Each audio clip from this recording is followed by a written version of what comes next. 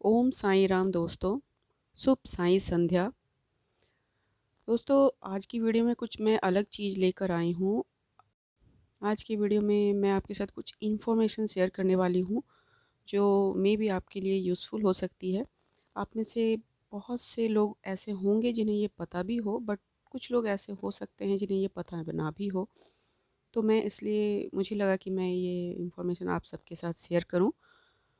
तो दोस्तों, क्या आप जानते हैं कि शिरडी जो हम जाते हैं जब मंदिर में दर्शन करने के लिए, तो हम सिर्फ मंदिर में दर्शन करके चले आते हैं, क्योंकि बहुत लोग जब जाते हैं तो उनके पास टाइम नहीं होता, बट बस जाकर दर्शन करते हैं और वापस जल्दी से अपना फ़्लाइट हो, ट्रेन हो, जो भी हो, अपना वो रिटर्न हो जाते हैं पकड़ के। बट अब कभी भी अगर आपके पास टाइम हो तो एटलीस्ट आप 1 या 2 दिन का टाइम लेके जाएँ, तो आप अंदर में घूम सकते हैं। मंदिर के अंदर ही आपको बहुत कुछ मिलेगा। क्या आप जानते हैं कि उस मंदिर के अंदर ही एक पारायण रूम है? ये मैं इसलिए कह रही हूँ क्योंकि मुझे तो पता नहीं था। मैंने इस बार फर्स्ट टाइम मुझे पता चला कि वहाँ पारायण भी होता है। आप मंदिर के अंदर बैठकर ही वहाँ एक अलग सा रूम बनाया है और वहाँ पारायण भी कर सकते हैं, ठीक है? और मैं आपको क्या बताऊँ, वहाँ मतलब इतनी शांति आपको मिलेगी ना, कि मैं उसे शब्दों में बयाँ नहीं कर सकती। आप एक बार जब जाओगे तो फ़ील करोगे वो चीज़। गज़ब की शांति है वहाँ। लगता है कि बाबा स्वयं बैठे हुए हैं वहाँ पर। इतनी सुकून, इतनी शांति आपको वहाँ मिलेगी। जो मैंने फ़ील किया वो मैं आपके साथ शेयर कर रही हूँ, और डेफ़िनेटली वो चीज़ आप भी फ़ील करोगे, क्योंकि वो बाबा का मंदिर है, बाबा का धाम है। बोलते हैं ना कि चारों धाम जाओ या फिर आप एक बार शिरडी चले जाओ, तो वो चारों धाम के बराबर है। तो जभी भी आप शिरडी जा रहे होते हो तो एक बार तो आप वहाँ जाओ, ठीक है? अच्छा, और एक बात, अ, हम में से बहुत सारे लोग जो है डोनेट करते हैं बाबा को, जो बाबा के चादर बोलो या कफ़नी बोलते हैं, जो कुछ भी हो, जो हम चद्दर मतलब बाबा को पहनाते हैं ना वहाँ, तो वो हम डोनेट करते हैं, हम आप बहुत सारे लोग। तो वो क्या होता है, वो तो वो ना ये लोग मंथली जो लास्ट वीक होता है या सेकंड लास्ट वीक जो भी हो, उसमें एक लॉटरी होती है, और उस लॉटरी में जिनका भी नाम आता है उनको ये मैसेज चला जाता है संस्थान के थ्रू कि आपका लॉटरी लग गई है, आपकी चद्दर बाबा को हम पहनाने वाले हैं। तो जिनकी लॉटरी लग गई वो तो समझो भवसागर के पार उतर गए, बट जिनकी नहीं लगी तो वो रिजेक्ट हो जाता है वहाँ से, और वो जो अलग से वो एक रूम में आ जाता है, जिससे जो काउंटर है जहाँ से हम ले सकते हैं, उसे परचेज़ कर सकते हैं। तो मैंने भी 2-3 बार ही चढ़ाई है, बट बाबा ने मेरे अभी तक ग्रहण नहीं किया है, बैड लक मेरा। तो मुझे लगता था कि पता नहीं ये क्या होता है, मैंने बहुत सारे वहाँ इंक्वायरी की तो मुझे पता चला कि ऐसा-ऐसा होता है।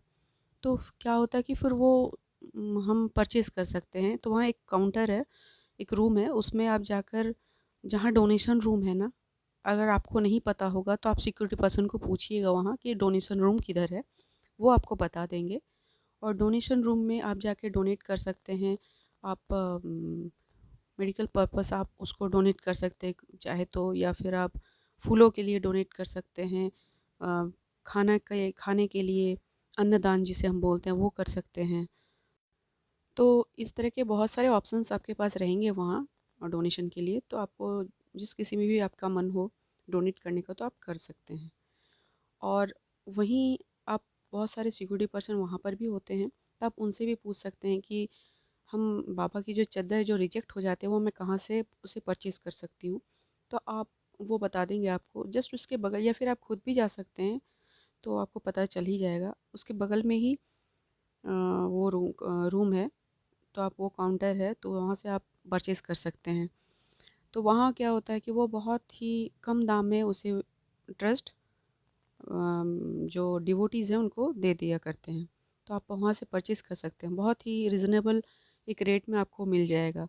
तो फिर आप वो लाके अपने आस-पास के जो मंदिर आप जहाँ रहते हैं वहाँ डोनेट कर सकते हैं। मैं भी यही करती हूँ, मैं जहाँ रहती हूँ, मैं वहाँ के मंदिर में वो डोनेट कर देती हूँ।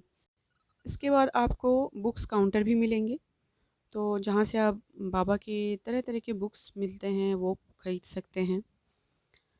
उसके बाद वहीं आपको ब्लड डोनेशन काउंटर भी मिलेगा जहाँ आप ब्लड डोनेट कर सकते हैं।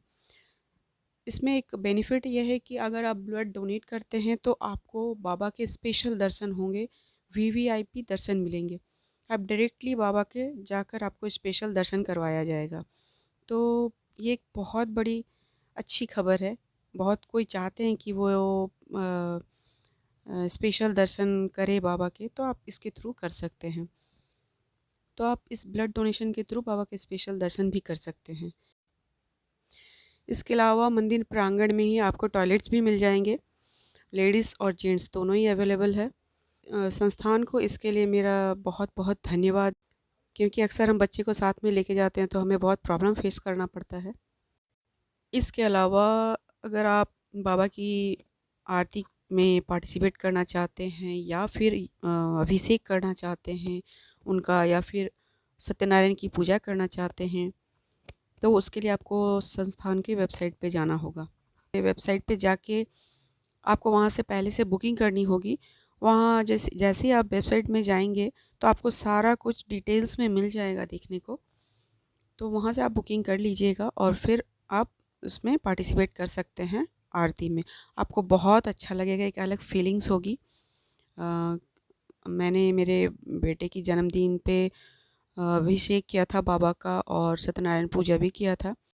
और हाँ, आपको वहाँ कुछ भी लेके जाने की ज़रूरत नहीं पड़ेगी, सब कुछ मंदिर में ही प्रोवाइड किया जाएगा। जो फ़ी दिया जाता है ना, बुकिंग फ़ी, उसके उसी में वो उसके अंडर ही सब कुछ आ जाता है, तो वो लोग ही प्रोवाइड करते हैं आपको सब कुछ।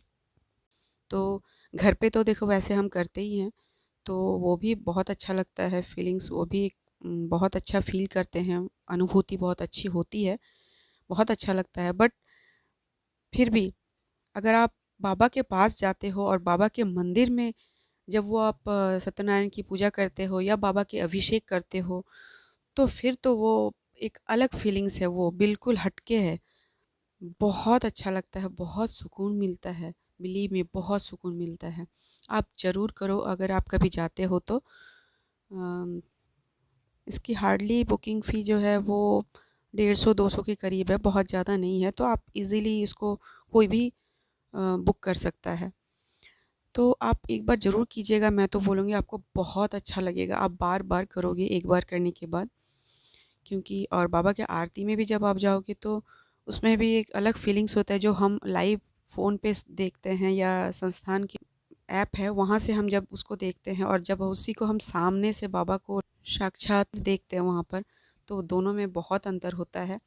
लगता है कि हम स्वयं बाबा के सामने आरती कर रहे हैं। और आप एक बार द्वारिका माई में जाकर आरती कीजिएगा, क्योंकि मुझे तो एग्ज़ैक्टली मैं अपना बताऊँ तो मुझे समाधि मंदिर से भी बहुत अच्छा फीलिंग्स अनुभूति द्वारका माई में हुई, क्योंकि वहाँ बाबा बहुत अपना सारा टाइम वहीं पर बिताया करते थे।